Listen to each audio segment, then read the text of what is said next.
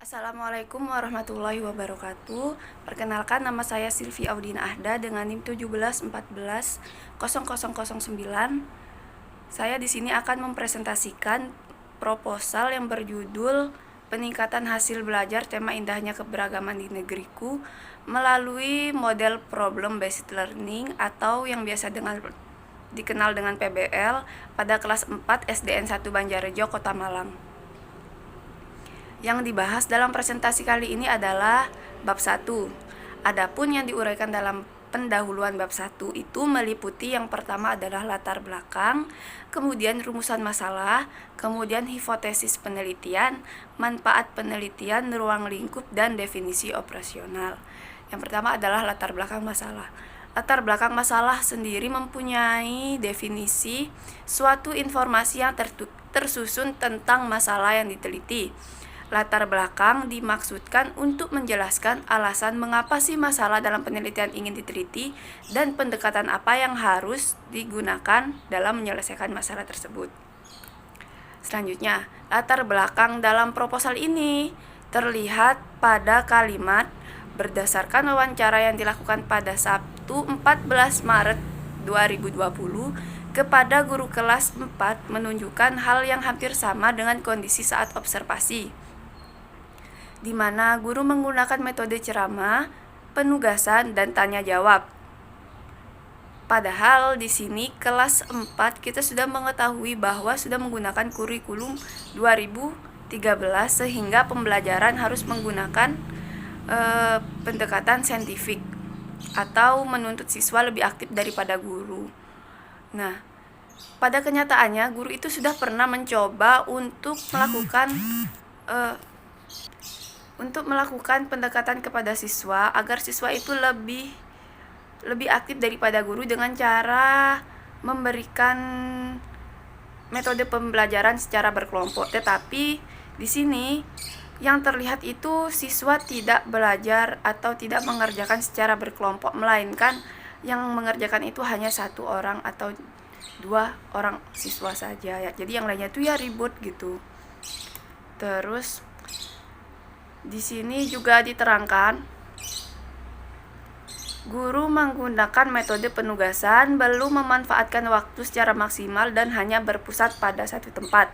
Jadi guru di sini hanya menggunakan metode penugasan. Siswa diberikan tugas, kemudian ditinggalkan. Terus belum memanfaatkan waktu secara maksimal dan hanya berpusat pada satu tempat.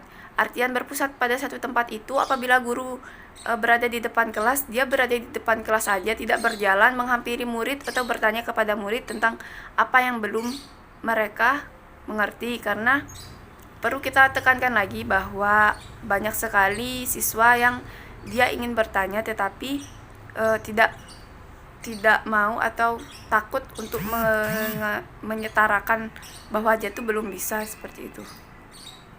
Kemudian pendekatan yang digunakan untuk menyelesaikan masalah ini ada pada kalimat, untuk mengatasi kesenjangan masalah tersebut perlu adanya upaya perbaikan proses pembelajaran yang dapat menambahkan motivasi, aktivitas belajar, dan sikap ilmiah pada diri siswa sehingga dapat meningkatkan hasil belajar siswa. Untuk permasalahan tersebut, guru hendaknya menggunakan model pembelajaran yang melibatkan siswa aktif, kegiatan kelompok, serta dihadapkan pada masalah. Adapun solusi pemecahan masalah tersebut dapat diatasi menggunakan model problem based learning. Jadi di sini peneliti ingin menyelesaikan masalah yang dia dapatkan tadi dengan model pembelajaran PBL atau problem based learning, di mana siswa dituntut lebih aktif daripada guru dan diberikan suatu permasalahan, kemudian siswa mencari pemecahan permasalahannya itu sendiri. Terus yang kedua adalah rumusan masalah. Rumusan masalah adalah kejadian yang menimbulkan pertanyaan apakah, kenapa, mengapa, dan bagaimana. Adapun rumusan masalah pada proposal peningkatan hasil belajar tema indahnya keberagaman di negeriku melalui model problem based learning adalah sebagai berikut. Yang pertama, bagaimana penerapan model based learning dalam meningkatkan hasil belajar siswa pada tema indahnya keberagaman di negeriku di kelas 4 SDN Banjarjo 1 Kecamatan Pagelaran, Kabupaten Malang. Yang kedua, Apakah melalui model problem based learning dapat meningkatkan hasil belajar siswa pada tema indahnya keberagaman di negeriku di kelas 4 SDN 1 Banjarrejo, Kota Malang. Selanjutnya adalah hipotesis penelitian. Hipotesis adalah jawaban sementara penelitian. Nah, hipotesis pada proposal peningkatan hasil belajar tema indahnya keberagaman di negeriku ini menggunakan VBL, yaitu hipotesis tindakan dalam penelitian ini. Jika model problem based learning diterapkan dalam pembelajaran tema indahnya keberagaman di negeriku dengan benar, maka aktivitas siswa dan hasil belajar siswa kelas 4 SDN Banjarrejo 1 Kecamatan Kota Malang akan membaik. Terus, manfaat penelitian. Manfaat penelitian merupakan rumusan kalimat yang menunjukkan adanya hasil, sesuatu yang diperoleh setelah penelitian dilakukan selesai, sesuatu yang akan dicapai atau dituju dalam sebuah penelitian. Nah, pada proposal itu manfaatnya ada 4. Yang pertama adalah manfaat bagi siswa, bagi guru, bagi sekolah, dan bagi peneliti. Adapun manfaat bagi siswa sendiri di sini itu diterangkan bahwa untuk meningkatkan kemampuan dan pemahaman siswa pada tema indahnya negeriku, dan siswa dapat bekerja sama dalam kegiatan kelompok. Manfaat lainnya adalah siswa dapat membangun konsep pengetahuan sendiri serta berkembangnya sikap ilmiah. Pada siswa selain itu juga diharapkan tumbuh jiwa yang berkarakter pada diri siswa. Kemudian manfaat bagi guru di sini adalah untuk meningkatkan kemampuan guru dalam mengelola kelas, meningkatkan mutu pembelajaran, serta menemukan inovasi dalam pembelajaran. Selanjutnya, manfaat bagi sekolah.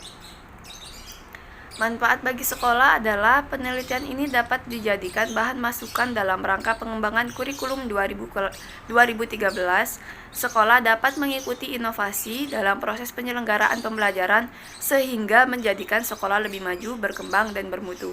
Adapun manfaat bagi peneliti sendiri adalah menambah pengalaman dan pengetahuan tentang penerapan model PBL dalam proses pembelajaran,